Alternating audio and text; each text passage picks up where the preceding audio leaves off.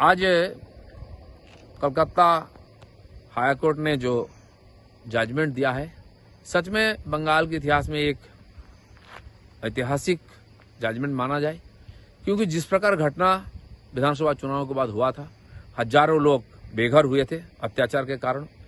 और उससे भी दुर्भाग्य की बात है, इस अत्याचार के खिलाफ कोई पुलिस स्टेशन में अगर एफआईआर करने जाता है तो पुलिस या तो अपना और असहायता प्रकाश करता है या तो बोलता है, सीधा डिनाई करता है ऐसा कुछ हुआ ही नहीं, वहीं दफा रफा किया जाता है। लेकिन इसीलिए यहाँ की जो विपक्ष के कर्मी है, भारतीय जनता पार्टी के जो कार्यकर्ता है, जो पीड़ित अत्याचारित होने के बाद भी उनको न्याय नहीं मिल रहा था, मजबूरी में हम लोग अलग अलग कमीशन में गए और सुप्रीम हाईकोर्ट में भी गए।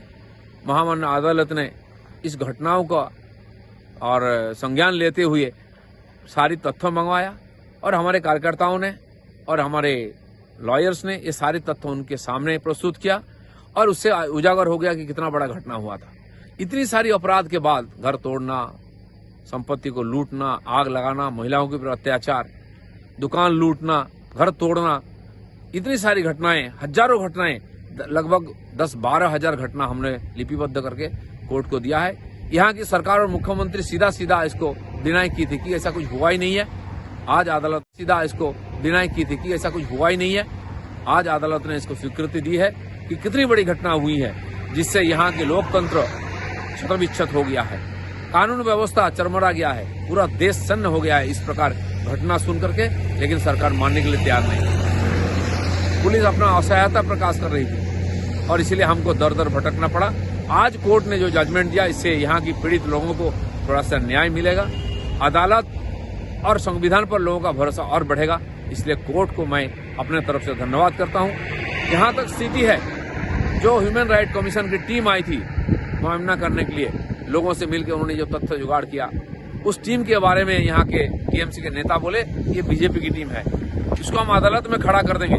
कोर्ट में गया भी था, वो खारिज हो गया आज। और उनके ऊपर पथराव हुआ, उन ऑफिसर के ऊपर अटैक हुआ है।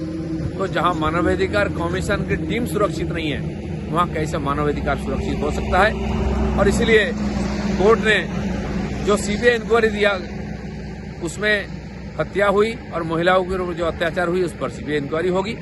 और साथ साथ दूसरा जो हिंसा हुआ है उस पर एसआईटी गठन करके सारी उसका तदंत होगा, इंक्वायरी होगा। और इसको देखभाल करने के लिए और एसआईटी में सारे आईपीएस को मेंबर बनाया गया और 3 आईपीएस सीनियर ऑफिसर को इसका निगरानी के लिए रखा। कमीशन की टीम आई थी मुआयना करने के लिए, लोगों से मिलकर उन्होंने जो तथ्य जुगाड़ किया, उस टीम के बारे में यहाँ के टीएमसी के नेता बोले ये बीजेपी की टीम है, इसको हम अदालत में खड़ा कर देंगे। कोर्ट में गया भी था, वो खारिज हो गया आज। और उनके ऊपर पथराव हुआ, उन ऑफिसर के ऊपर अटैक हुआ है।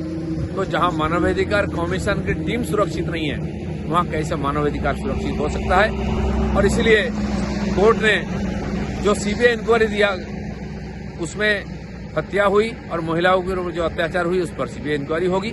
और साथ साथ दूसरा जो हिंसा हुआ है उस पर एसआईटी गठन करके सारी उसका तदंत होगा, इंक्वायरी होगा।